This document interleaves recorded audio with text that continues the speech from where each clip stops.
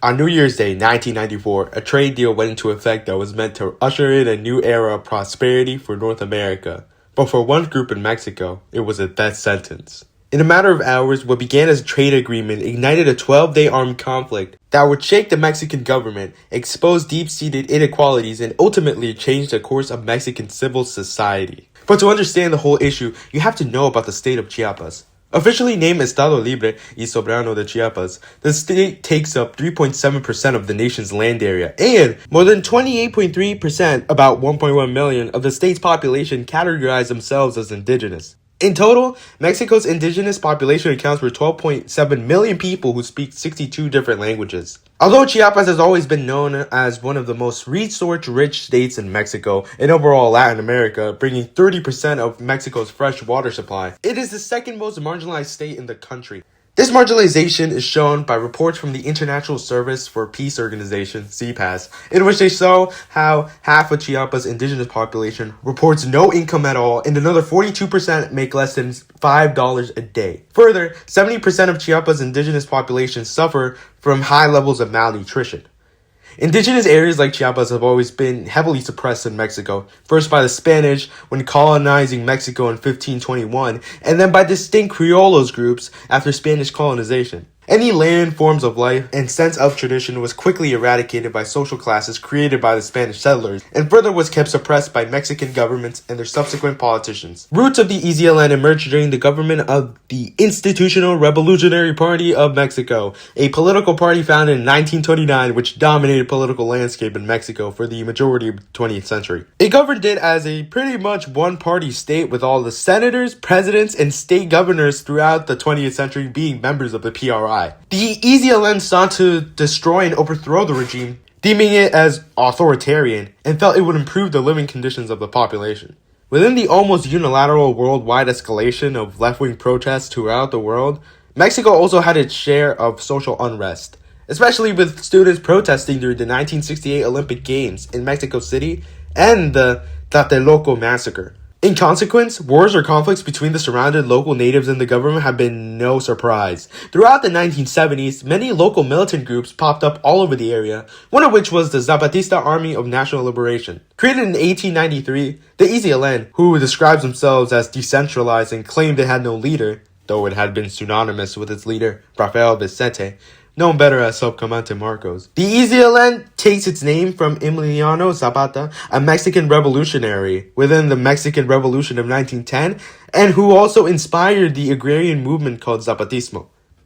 This philosophy concerns about land reform and distribution rights and ideas, in which they called for an improved system where land claims can be processed and collective lands can be returned to respective communities. After the death of Zapata, this idea would be turned into Neo-Zapatism, where the space idea would remain, but having more libertarian, socialist, and Marxist influences, as well more feminist influences in the EZLN's attempt to shift power away from the center to marginalized sectors. These feminist influences actually included in 10 laws about women, which would allow them to participate in the revolutionary without discrimination based on race, creed, color, or political affiliation. There were further laws about how they had the right to work and to receive a just salary, how they could decide on the number of children they could have and take care of, their participation in community affairs, and how they could hold leadership positions, their right to education, and their right to choose who they are with. On New Year's Day of 1994, the North American Free Trade Agreement was implemented, helping to promote trade among the US, Canada, and Mexico. It eliminated most tariffs on trade among the three countries, especially on those related to agricultural products, textiles, and automobiles.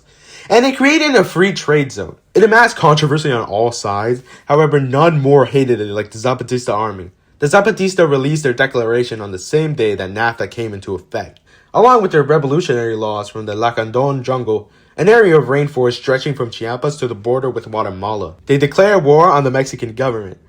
Denouncing NAFTA as a death sentence for Mexican indigenous, they also demanded legal recognition as a legitimate belligerent force against the federal army, and they also mentioned how others should be complying to the Geneva Conventions and international law, as they felt that others were pushing upon it, and they called upon the world to pressure the Mexican government to do likewise. Further, they called for the repealment of NAFTA, as well as greater democratization of the Mexican government after its 65-year history of being a one-party state. which then tagged along with land reform mandated by the 1917 Constitution of Mexico, which had actually been repealed in 1991. Further, they wanted the end of violence and political exclusion of Chiapas' indigenous communities.